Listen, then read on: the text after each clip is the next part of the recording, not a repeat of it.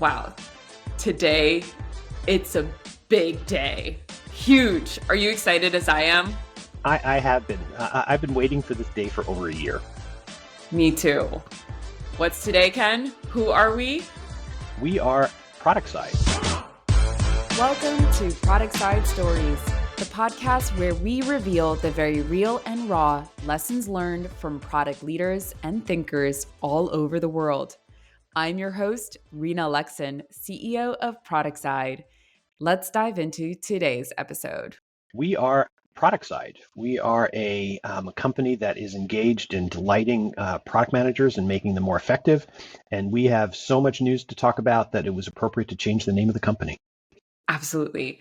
Well, Ken, thank you. Today, we finally made ourselves green, and I feel very green today. And for the folks who don't know you, can you take a moment and introduce yourself? Tell a little bit about your background Sure. and what you do at Productside. Sure. In college, I was a frustrated engineer and quickly discovered that there was this role in life, which was product management, which was a role that kind of lived between the marketing and the sales organization and the engineers and worked with engineers. And I fell in love with this particular career. I was lucky enough to spend a decade at Apple, where I learned how to do product management for software, for hardware, and eventually for some multimedia services. Fantastic decade. It was great. Then moved over and spent some time at Intuit, where I learned how to be agile. From the company that's probably doing agile as good or as better than everyone else. And then I rattled around Silicon Valley. I worked at Dolby, the audio company, as a product manager, helping with licensing, which was a different business model than we've used before. I've worked at music licensing companies, touchscreen companies, enterprise software startups, cloud companies. And I've been very blessed in my career. And about 5 or 6 years ago, I found this. I refound the original owner of the 280 Group, who was a person I worked with at Apple, and fell in love with the fact that we could do product management, but with clients. And I was been very happy to be here for about 5 years. I'm currently the VP of Product at the 280 Group, but you know that I love nothing more than to get out of the office and to go and to work with clients directly and to do the trainings and the follow-on products. And I'm very blessed to have a balance of doing both parts of that job. Yeah, well, thanks, Ken. Well, I've only known you not from your backstory. I've known you when you've been working for us back when we were called 280 Group, which was just, I guess, Yesterday, I yesterday. guess. And one of the things that I've always found with you, Ken, is that you've always tried to figure out what were the core problems for our clients and how do we leverage not just training, but how do we create culture change for our clients? And I think that's what's been so unique about us as a company, no matter what we call ourselves at 280 Group and now definitely at Productside.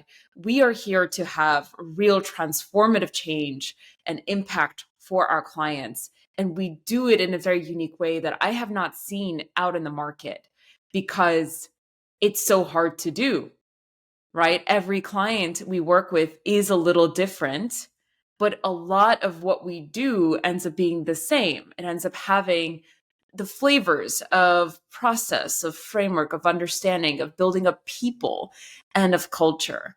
And I think you, of the people that I've worked with, I think you understand the culture piece very, very well. Do you want to share a little bit about why culture is so important? Yeah, I do. Having a healthy product management organization where the product managers are kind of that go-to leaders in the company, where people look to the product manager to say, hey, what are we doing and why are we doing it? And have the product manager come back and talk about that. I think is just really important. But that means the product manager has to be part marketing person, part business person, part development team leader.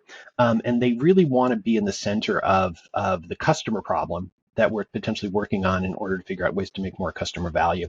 And so I am just about getting product managers to shake potentially how they do product management today, and to potentially try to figure out ways to put the customer problem, to identify customer problems, identify ways of making customer value, and being the person inside the company that that represents those needs and represents those opportunities.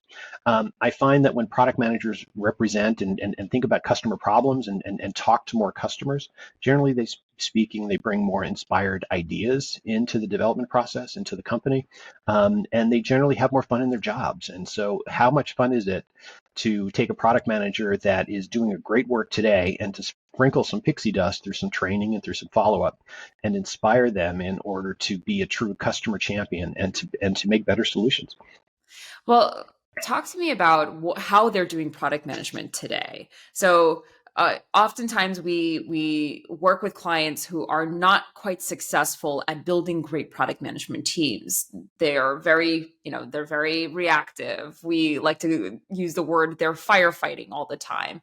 The directors uh, are not necessarily even able to leverage different product managers from different groups because every single product manager does their job differently. So paint a picture of why are we here? Like why does this happen at organizations? Yeah, so first of all, the kind of organizations that we help are, generally speaking, the kind of organizations that I've worked at as both a product manager and a director and as a VP. There's lots of companies out there where product management is reacting and trying to hold things together to move forward, as opposed to being strategic and thinking more about customer problems. They sort of become the cheerleader for the plan of record, as opposed to someone who is trying to affect the roadmap. Often we see roadmaps that are reflective of what engineering can do with potential clients that we bring into it. And while we respect that, and we think that's terrific, we also just ask product managers to stamp out of what we can do and spend a little bit more time thinking about what we should do.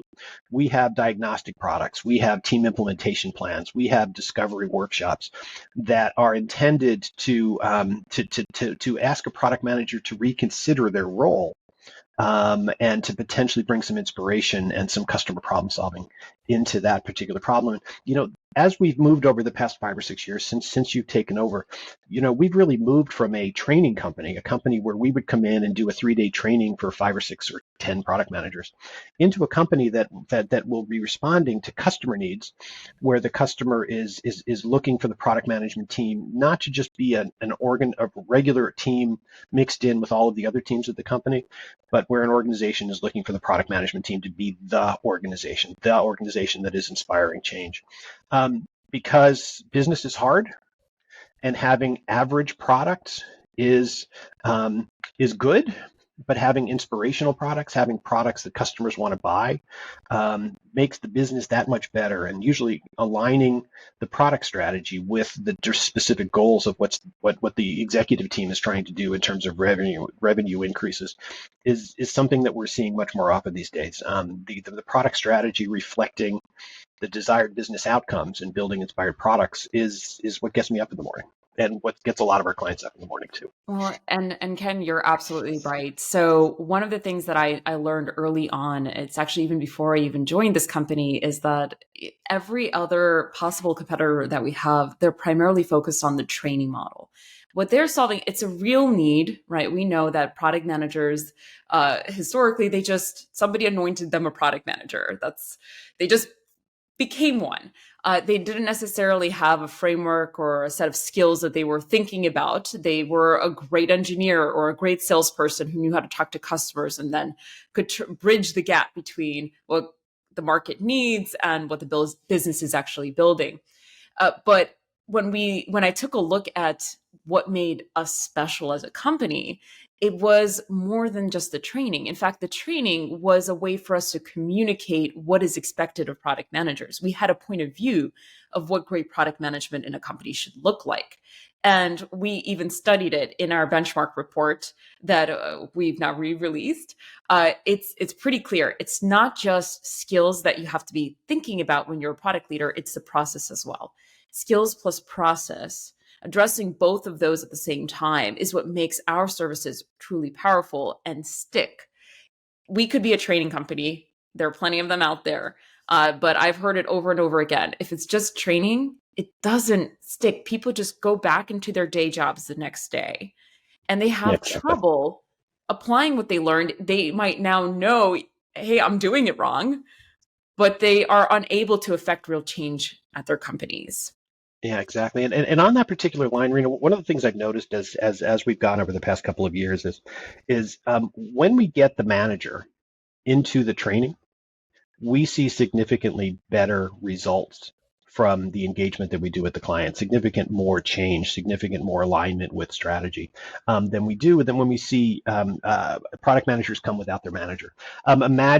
Imagine that training situations where the team of 7 or 8 product managers go to a training on Tuesday, Wednesday, and Thursday, and the manager's not there. We want to potentially spend more of these trainings, more of these transformation engagements, where the manager and even the product leader, senior executives come through and look at the process that we recommend in terms of doing a product roundtable process, or of doing some type of let's have a process for conceive Okay, ideas. How do we do this?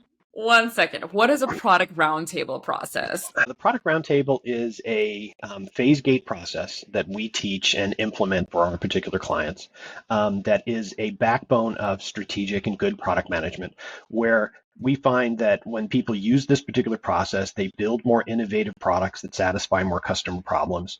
Executives have a better understanding about what's being developed and why, and they have the ability to interject their visions and their feedback into the product process before the product is 90% baked and inaccessible to be able to do this. The product roundtable is a process that we have helped multiple clients install, and it's a process we use ourselves, where we make the product management process transparent, invite cross-functional feedback, and we work forward. A product roundtable process has a product manager presenting conceive ideas or development status ideas to a team of executive leaders in the company, which is involved in the product strategy. Our product roundtable and the one we teach has the CEO there, the VP of sales, the VP of marketing, the VP of operations, and we have little 5-minute bursts where we talk about what the product strategy is, what stage we're at, and why we're doing it, and we give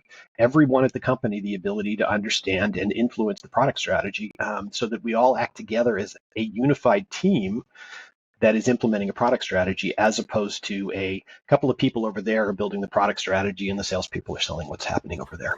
Yeah. So the reason why I stopped and had to ask you to explain it just goes down to the point of it's not just about training. So if you are currently, let's say, a product manager at an organization where you know that what you're being judged against is whether or not you've shipped a feature and not what that feature meant and did for your customer, then you have to understand it's not going to be just a matter of you and your team going through and getting the message of we should be focused on outcomes, we should be doing this. It's also other leaders across the organization. There's cultural change that needs to happen. Yeah, And exactly. that's what makes it so important for us at Productside to remember that this is a journey that we are on with our clients, that it's not just a one.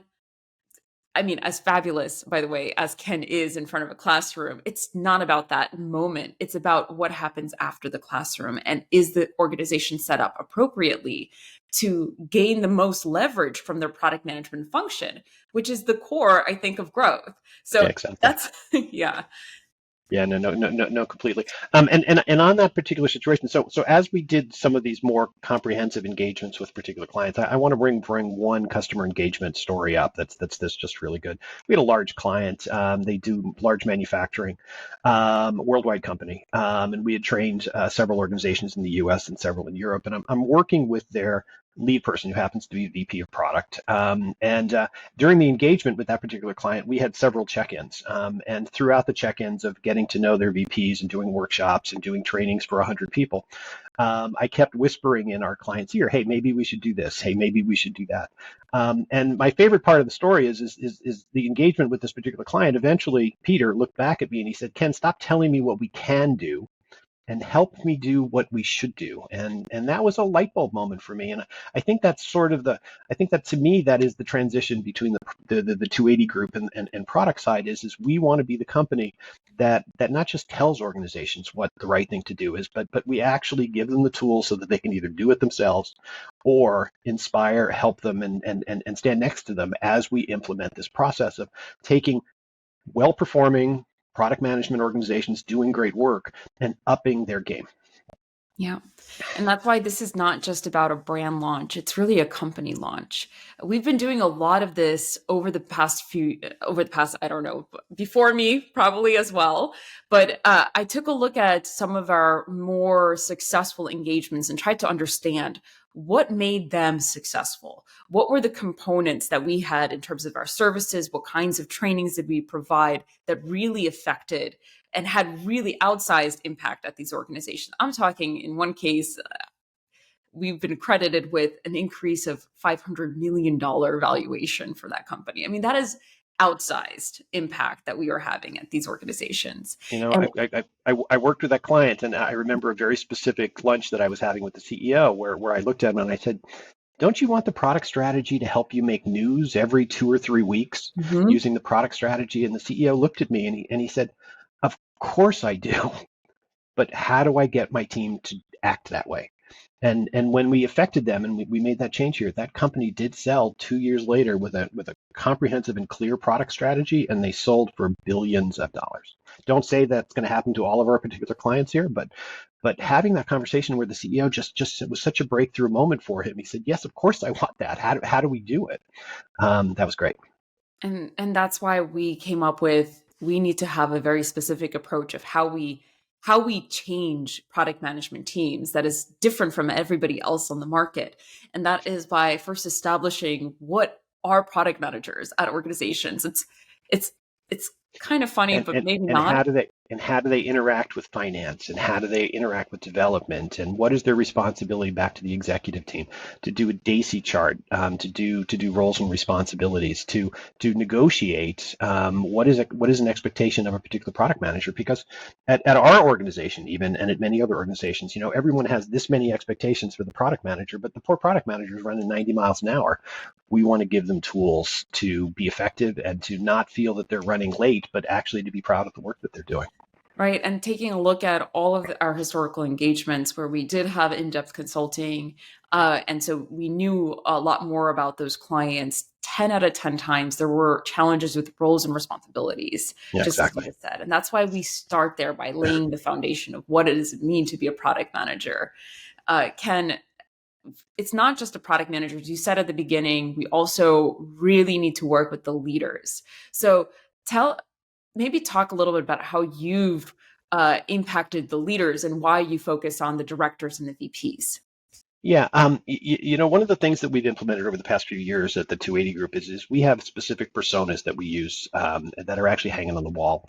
We have personas for individual product managers, and we have trainings and classes, and tools such as our playbook, which will inspire individual product managers. But we also have personas for Dean of the Director.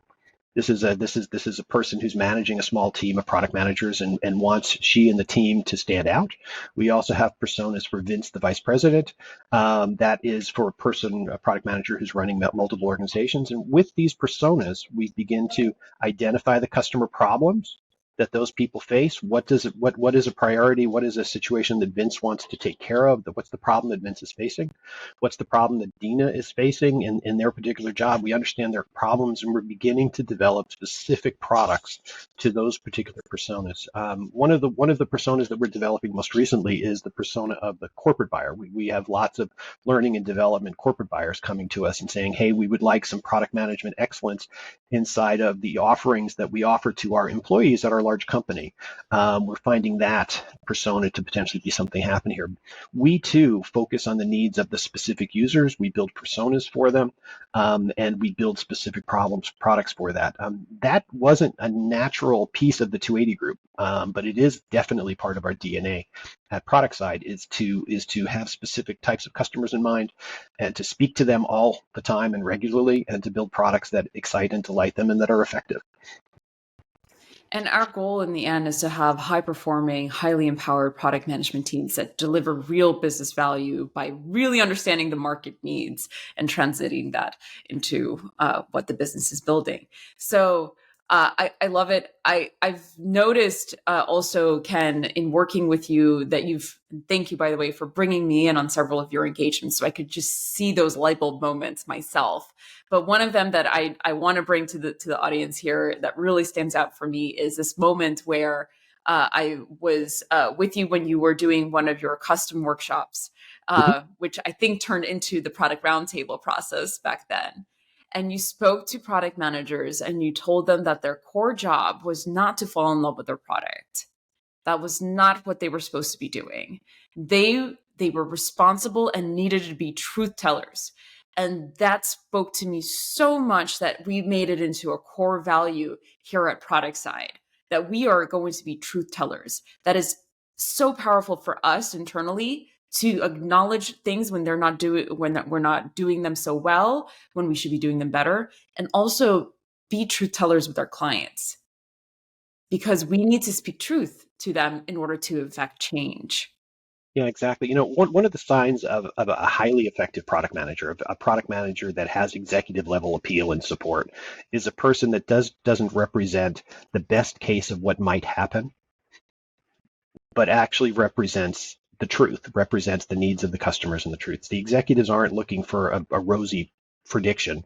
They're looking for someone who can actually say, hey, we're on the ball here and we're late, or we're missing the ball here. The idea of the product manager having the courage and the responsibility and the gumption to be able to actually tell the truth, not blow things up, not be destructive, but actually be a reliable voice that executives can count upon, is the core fundamental of what we're doing. And we want our employees, we want our to tell us, and we want our consultants and trainers to create an environment where the product manager cuts through it and just simply has the ability to tell the truth.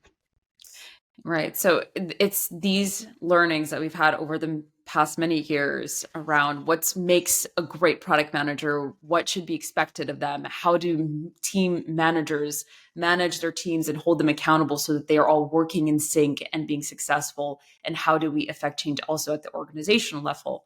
These are the steps for a true transformative journey that we've brought into product side. So thank you, Ken. If Hey, there hey, was, one thing I want to yeah, sneak into is we're talking about all the glorious new products and services. I just want to just spend 1 second just talking about the fact that we've actually redefined our core product, the core training product, and brought it up to speed with modern product management techniques. And the flavor that's in this particular version, which I'm very proud of, which is the idea that we really align the product management process to desired business outcomes at the particular company. How do we tie the product roadmap to the fact that we're trying to raise revenues or that we're trying to increase customer satisfaction?